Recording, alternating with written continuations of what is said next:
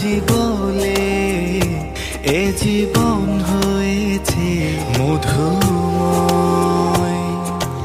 যদি তুমি দূরে কভু যাও চলে, শুধু মরণ হবে আর কিছু নয়। তোমায় ছেড়ে বহু দূরে যাবো।